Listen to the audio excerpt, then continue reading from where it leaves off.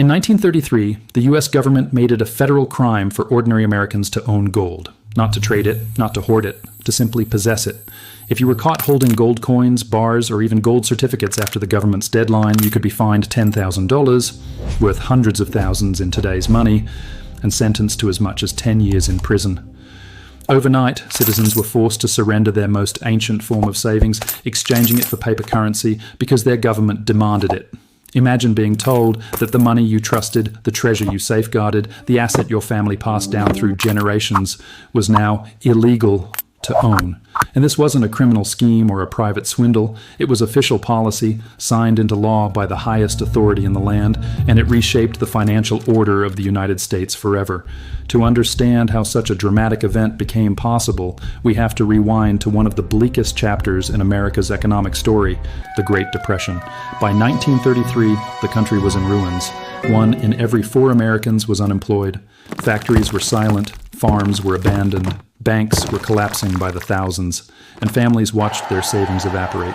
The financial system was unraveling because depositors were demanding physical gold. At that time, the dollar was tied to gold under the traditional gold standard. Every paper dollar represented a fixed amount of gold, precisely $20.67 per ounce. But when confidence in banks began to crumble, people rushed to withdraw actual gold, draining the nation's reserves and threatening to bring the entire system down. Then came Franklin Delano Roosevelt.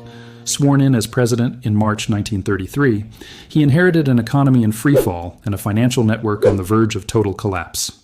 He needed a bold, almost unthinkable measure to halt the crisis. That measure came just weeks later. On April 5, 1933, Roosevelt signed Executive Order 6102, making it illegal for private citizens to own most types of gold. People had until the end of April to turn in their gold to the Federal Reserve or an authorized bank. In exchange, they received paper dollars at the fixed rate of $20.67 an ounce. The official justification was simple: to stabilize the banks, prevent hoarding, and give the Federal Reserve more flexibility to expand the money supply. But in truth, it became one of the largest forced wealth transfers in modern history. Across the country, Americans lined up to hand over their coins, bullion, even treasured family keepsakes, all under threat of fines and imprisonment. Some quietly resisted, burying gold in their yards, hiding it under floorboards, or melting it into jewelry. But most complied. The risk was too great. And here's the painful twist. Less than a year later, in January 1934, the Patzer Gold Reserve Act works, revalued gold from $20.67 to $35 an ounce. In a single act, the dollar's value dropped by roughly 40%. The government had just confiscated gold at the old price, then instantly raised its official value, pocketing the difference. The result? Citizens lost, and the state gained. This was not a minor policy adjustment. It was a deliberate rewriting of the rules of money. By seizing gold and devaluing the dollar, the Roosevelt administration granted itself the power to print and spend far more than the gold standard had ever allowed. It enabled unprecedented government borrowing and funded the sweeping New Deal programs that defined the decade.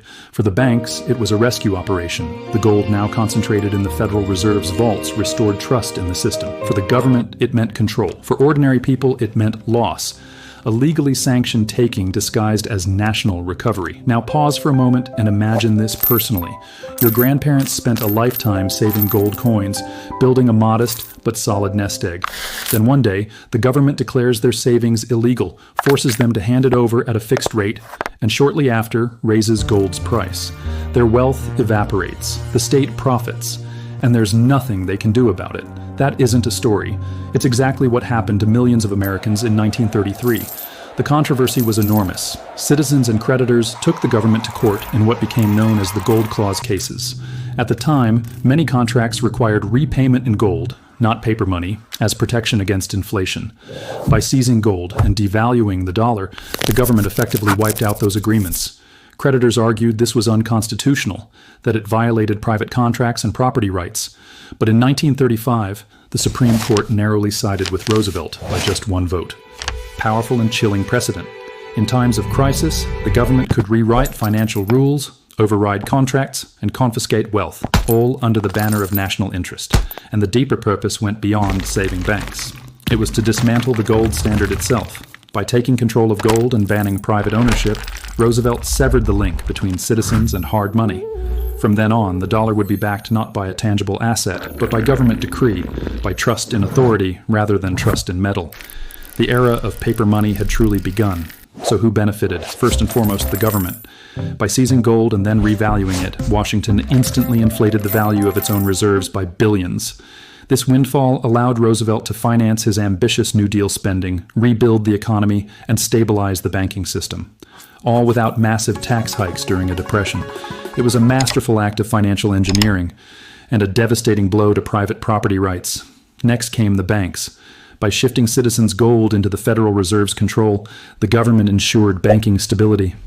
Confidence once shattered by panic was gradually restored. The public was told this was done for the good of the nation.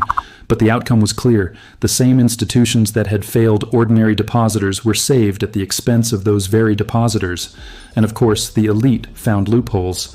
Wealthy and politically connected Americans moved gold overseas before the ban, or converted their holdings into exempt forms like collectible coins and jewelry. Ordinary citizens had no such escape routes. They either complied or risked jail time. It was a quiet transfer of wealth upward, from the many to the few. Who lost? That answer is painfully obvious.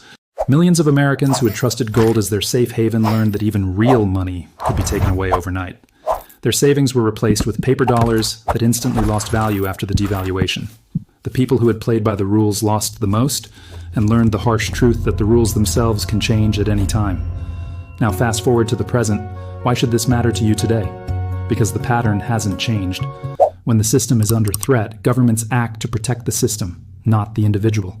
In 1933, it was gold. In 2008, it was trillions in taxpayer bailouts for too-big-to-fail banks.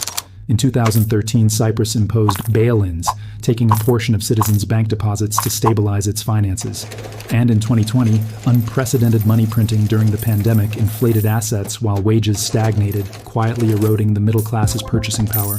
Inflation itself is just another form of confiscation. You might not see agents knocking on doors for your gold today, but every year prices rise faster than wages, your savings buy less, your time is worth less, and someone else captures the difference. That's the modern version of seizure, not through force, but through economic policy. The message from 1933 remains brutally clear.